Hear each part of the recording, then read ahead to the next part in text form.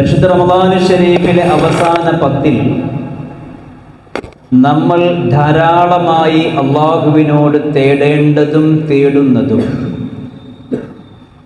അല്ലാഹുമ്മ ഇന്നക അഫൂൻ തുഹിബ്ബുൽ അഫ്വ ഫഅഫു അന്നി.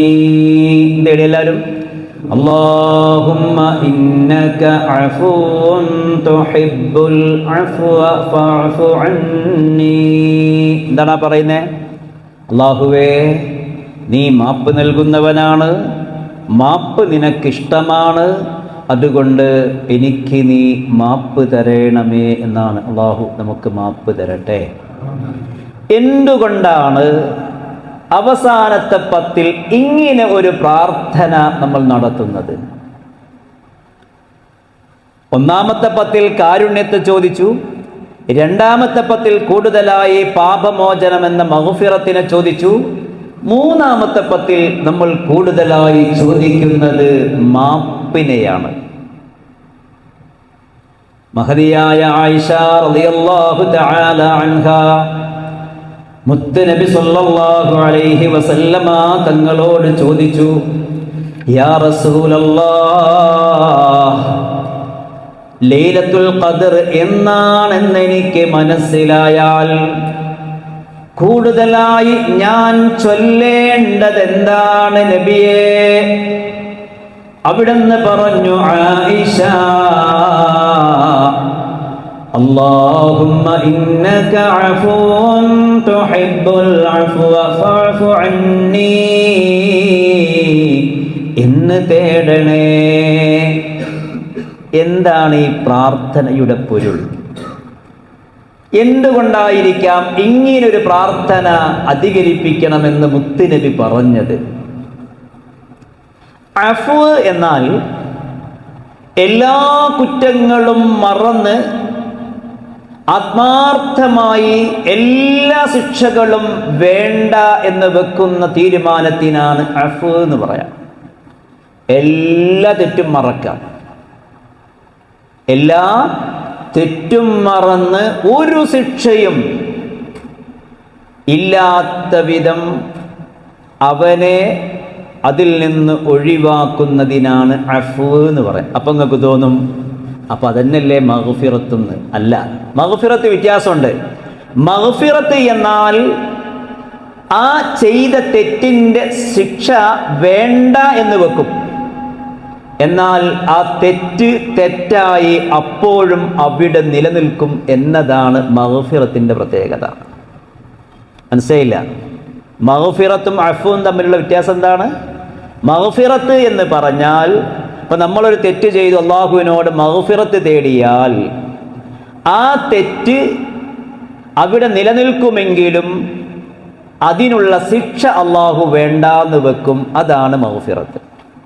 എന്നാൽ അഫുവിനെ തേടിയാൽ അഥവാ മാപ്പിനെ തേടിയാലോ അള്ളാഹു ആ തെറ്റിനെ പൂർണ്ണമായി മായ്ച്ചു കളഞ്ഞുകൊണ്ട് അത് ചെയ്യാത്തവനെ പോലെയുള്ളൊരവസ്ഥ നമുക്ക് തരികയും അതിൻ്റെ പേരിൽ എന്ത് ശിക്ഷയുണ്ടായിരുന്നോ അത് പൂർണ്ണമായും ഒഴിവാക്കി തരികയും ചെയ്യുന്ന അവസ്ഥയാണ് അഫ്വ്. അപ്പം ഇതിലേതാ കേമൻ? എല്ലാവരും പറയും, ഇതിലേതാ കേമൻ? അഫ്വ്. അള്ളാഹു അഫ്വ് തരട്ടെ. അവസാനത്തെ 10 ആത്മാർത്ഥമായി നമ്മൾ റബ്ബിനോട് തേടേണ്ടത് മഗ്ഫിറത്ത് നമ്മൾ രണ്ടാമത്തെ 10 തേടി, എന്നാൽ അതിലൂടെ റബ്ബ് തആല നമ്മുടെ ശിക്ഷ മാറ്റിവെച്ചിട്ടുണ്ടെങ്കിലും നമ്മുടെ തെറ്റുകൾ അവിടെ കിടക്കുന്നുണ്ട്. ആ തെറ്റുകൾ കൂടി മായ്ച്ച് കളഞ്ഞ് ക്ലീനാക്കി തരുക എന്നതാണ് ഈ അഫ്വ് തേടുന്നത് കൊണ്ട് ഉദ്ദേശിക്കപ്പെടുന്നത്. ഒന്നുകൂടി വ്യക്തമാക്കി പറഞ്ഞാൽ, അല്ലാഹു സുബ്ഹാനഹു വ തആല പരലോകത്ത് നമ്മോട് സമീപിക്കുന്ന സമീപനത്തിൻ്റെ 2 വ്യത്യസ്ത രൂപങ്ങളാണിത് എന്ന് നാം മനസ്സിലാക്കണം. വലിയൊരു ഹദീസിൽ നമുക്കിത് മനസ്സിലാക്കാൻ കഴിയും. ഖിയാമത്ത് നാളിൽ അല്ലാഹു തൻ്റെ അടിമയെ കൊണ്ടുവരികയാണ്.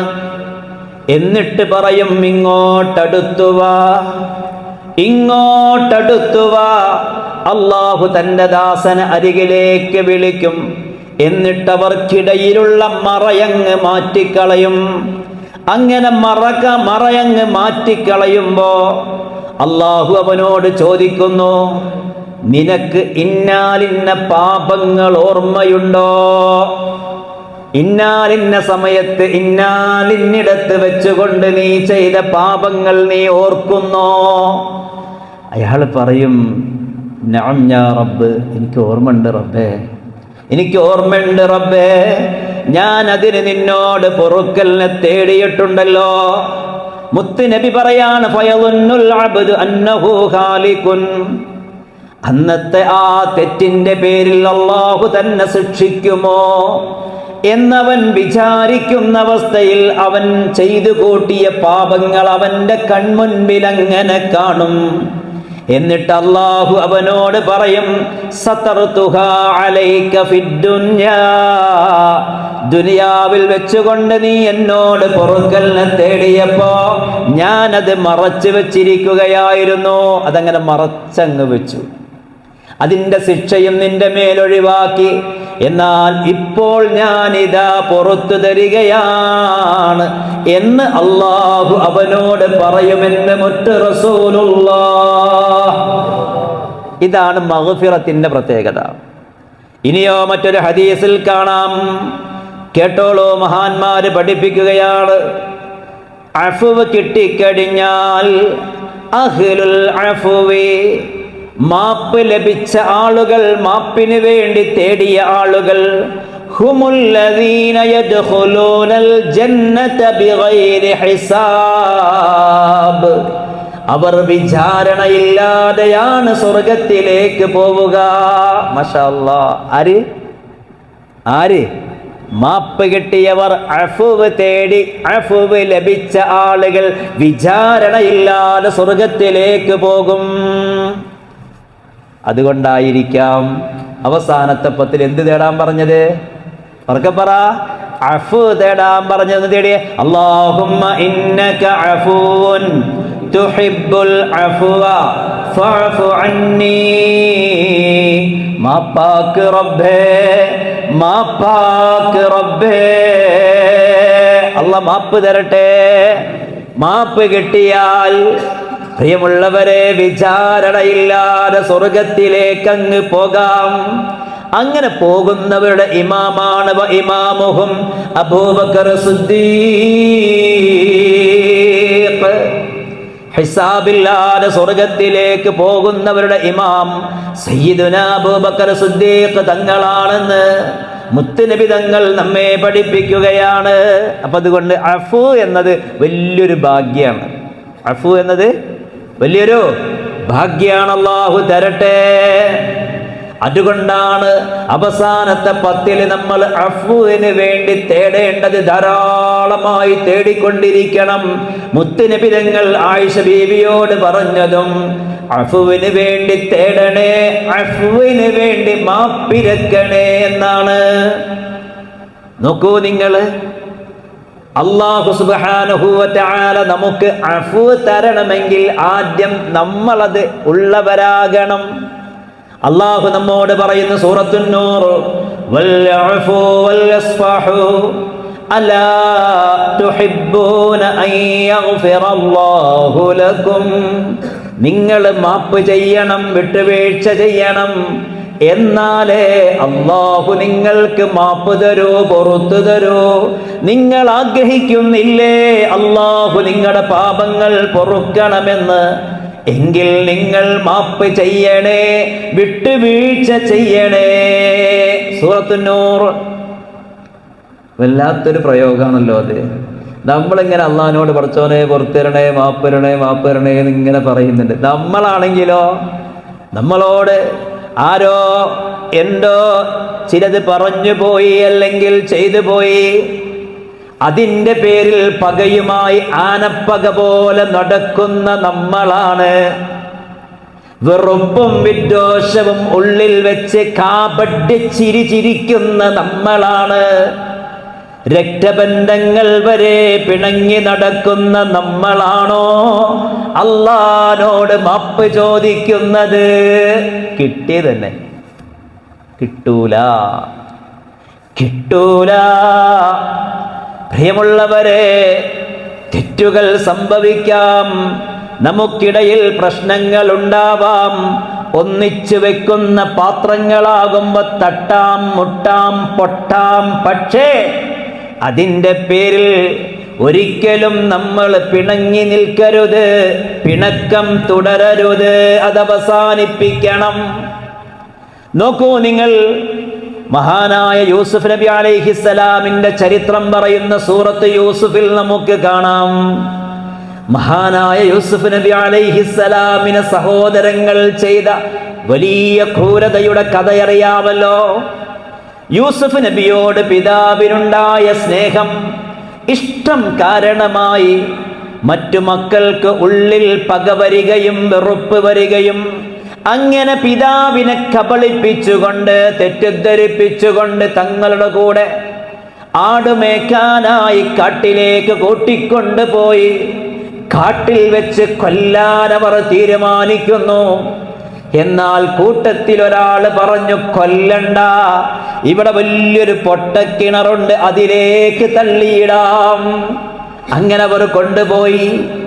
ആദ്യമായി പുറത്തിറങ്ങുന്ന ജ്യേഷ്ഠന്മാരോടൊപ്പം കളിച്ചു ചിരിച്ച് നടക്കുന്ന, ജ്യേഷ്ഠന്മാരെ വല്ലാതെ സ്നേഹിക്കുന്ന നിഷ്കളങ്കനായ ആ കുഞ്ഞ് യൂസുഫ് എന്ന പൊന്നുമോൻ ജ്യേഷ്ഠന്മാരോടൊപ്പം തുള്ളിച്ചാടി നടക്കുമ്പോ ഉള്ളിൽ പകയും വെറുപ്പുമായി നടക്കുന്ന ജ്യേഷ്ഠ സഹോദരങ്ങൾ, വാ യൂസുഫേ, നിനക്കൊരു കാഴ്ച കാണിച്ചു തരാമെന്ന് പറഞ്ഞ് ആ പൊട്ടക്കിണറ്റിന്റെ അരികിലേക്ക് കൊണ്ടുപോയി യൂസുഫ് നബിയെ അതിലേക്ക് എത്തി നോക്കാൻ പറയുന്നു.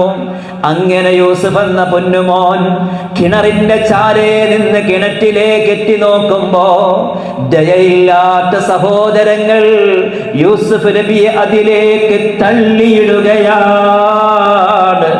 അത് ആ പൊന്നുമോന്റെ തലക്ക് മീതെ കല്ലിടുകയാണ്. പക്ഷെ പടച്ചവൻ അവിടെ കാക്കുന്നു. എന്നിട്ട് എന്താ അവര് ചെയ്തേ? സൂറത്ത് യൂസുഫ് പരിഭാഷയൊന്ന് വായിച്ചു നോക്ക്. സുബ്ഹാനല്ലാഹ്, ഉപ്പയോട് കൊന്നു എന്ന് പറയാൻ പറ്റൂലല്ലോ. അതുകൊണ്ട് പൊട്ടക്കിണറ്റിലേക്ക് വലിച്ചെറിയുന്നതിന്റെ മുമ്പ് യൂസുഫിന്റെ കുപ്പായം അവർ വലിച്ചൂരി. എന്നിട്ട് അത് ചെറുതായിട്ട് അവിടെയും ഇവിടെയും ഒന്ന് കീറി.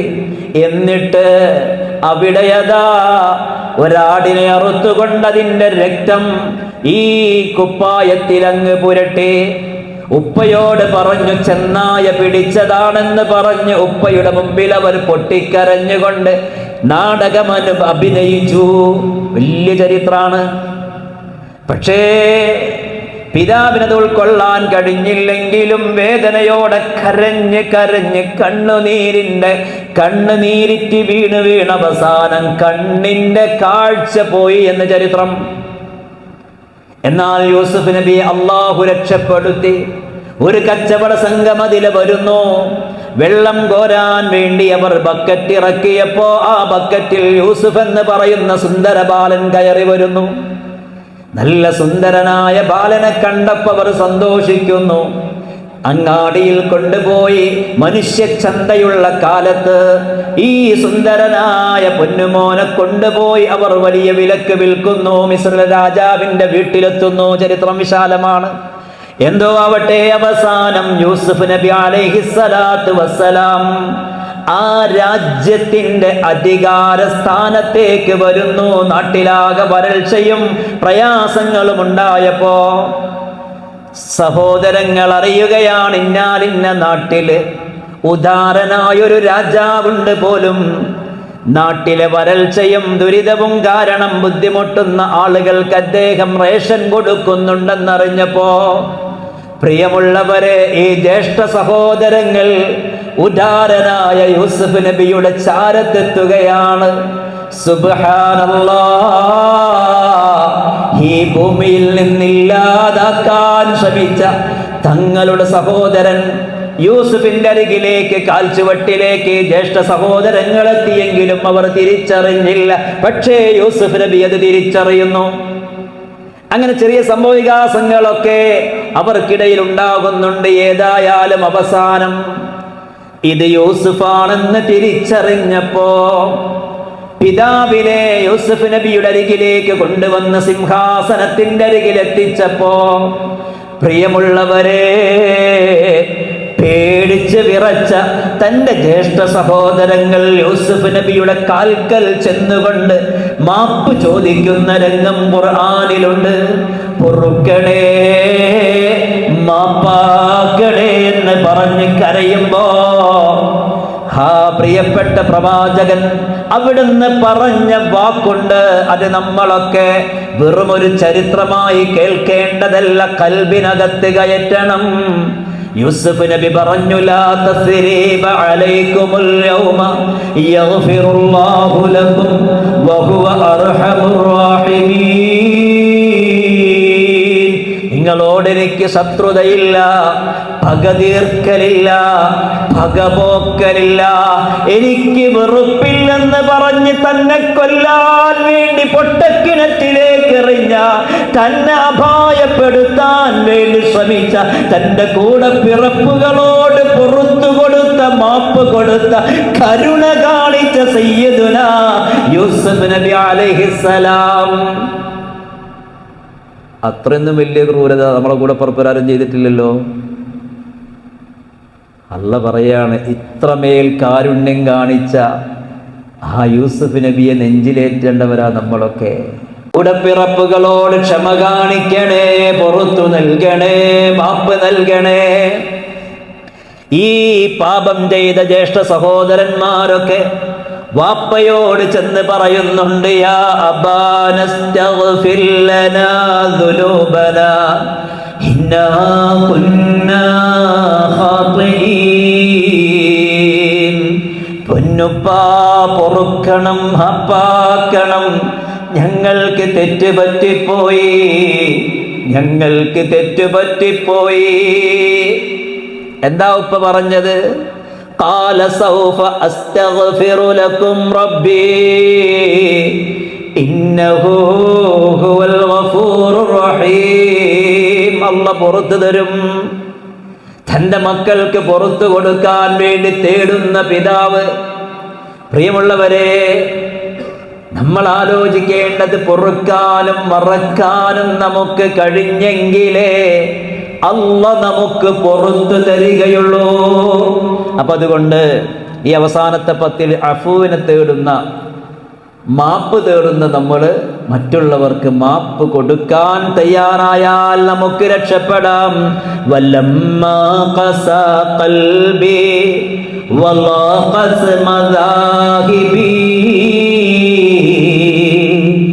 ജഅൽതു റജാ മിന്നി ലിഅഫ്വിക സുല്ലമാ. ഇമാം ശാഫിഈ തങ്ങൾ തന്റെ മരണക്കിടക്കയിൽ കിടന്ന് പാടുകയാണ്, ഫലമ്മാ ഖസാ ഖൽബി, എന്റെ ഹൃദയമിതാ കാഠിന്യമായി പോയിരിക്കുന്നു, വളഖസ് മദാഹിബി, രക്ഷപ്പെടാനുള്ള വഴികളൊക്കെ ഗുഡ്സായി പോയിരിക്കുന്നു, ഇടുങ്ങിയതായിരിക്കുന്നു. എങ്കിലും ജഅൽതു റജാ മിന്നി, എന്റെ പ്രതീക്ഷയെ ഞാനിതാ മാറ്റിയിരിക്കുന്നു, ലിഅഫ്വിക സുല്ലമാ, നിന്റെ മാപ്പിലേക്കുള്ള കോണിയായിട്ട്, നിന്റെ മാപ്പിലേക്കുള്ള കോണിയായി ഞാൻ പ്രതീക്ഷയെ വെച്ചിരിക്കുന്നു. പ്രതീക്ഷയുടെ ലോകത്താണ് റബ്ബേ. തഅലമനി ദംബി, എന്റെ പാപങ്ങൾ കഠിനമാണ്, ഒരുപാടുണ്ട്, വണ്ണമുള്ളതാണെങ്കിലും ഫലമ്മാ ഖറൻതുഹു, എന്റെ പാപത്തെ ഞാനൊന്ന് താരതമ്യം ചെയ്തു, തട്ടിച്ചു നോക്കി. എന്തിനോടാ തട്ടിച്ചതെന്നറിയോ റബ്ബേ? ബിഅഫ്വിക റബ്ബി, എന്റെ പടച്ചോനെ, നിന്റെ പാപമോചനത്തോട്, നിന്റെ മാപ്പിനോട് ഞാനങ്ങ് തട്ടിച്ചു നോക്കുമ്പോ കാന അഫ്വുക അഅളമാ, എന്റെ പാപമൊന്നുമല്ല, അതിനേക്കാളും വലുത് നിന്റെ മാപ്പാണ്. തഅലമനി ദംബി ഫലമ്മാ ഖറൻതുഹു ബിഅഫ്വിക യാ റബ്ബി, ബിഅഫ്വിക റബ്ബി കാന അഫ്വുക അഅളമാ. മാപ്പ് തരട്ടെ. അല്ലാഹ് നമുക്ക് മാപ്പ് തരട്ടെ. പ്രിയമുള്ളവരെ, കുടുംബത്തിലെ അല്ലെങ്കിൽ നമ്മളുമായി ബന്ധപ്പെട്ട ആരോടെങ്കിലും വല്ല പകയോ വെറുപ്പോ ഉണ്ടെങ്കിൽ, ആരെങ്കിലും നമ്മോട് ക്ഷമ ചോദിച്ചിട്ട് നമ്മൾ ആരെങ്കിലും പൊരുത്തപ്പെട്ടു കൊടുക്കാതിരിക്കുന്നുണ്ടെങ്കിൽ അല്ലാഹ്നോട് മാപ്പിനെ തേടിയിട്ട് കാര്യമില്ല. അല്ലാഹ് മാപ്പ് തരണോ. വല്ലഅഫു വല്ലസ്ഫഹു അലാ തുഹിബ്ബൂന അൻ യഗ്ഫിറല്ലാഹു ലക്കും. അല്ലാഹു പുറത്തു തരട്ടെ, അല്ലാഹ് മാപ്പ് തരട്ടെ. യാ അല്ലാഹ്, മറക്കാനും പൊറുക്കാനുമുള്ളൊരു മനസ്സും ഞങ്ങൾക്ക് താ റബ്ബേ. കരുണയുള്ളൊരു മനസ്സ് താ അല്ലാഹ്. വെറുപ്പില്ലാത്ത, വിദ്വേഷമില്ലാത്ത, പകയില്ലാത്ത, ദേഷ്യമില്ലാത്ത, കുനുറ്റ് കിബർ പോരില്ലാത്ത നല്ലൊരു മനസ്സ്, അസൂയയില്ലാത്ത നല്ലൊരു മനസ്സ് ഞങ്ങൾക്ക് താ റബ്ബേ. ഞങ്ങൾക്ക് മാപ്പ് താ അല്ലാഹ്. ഞങ്ങളുടെ പ്രിയപ്പെട്ടവർക്കും മാപ്പ് തരണേ അല്ലാഹ്. ആമീൻ യാ റബ്ബൽ ആലമീൻ. അസ്സലാമു അലൈക്കും വറഹ്മത്തുള്ളാഹി വബറകാതുഹു.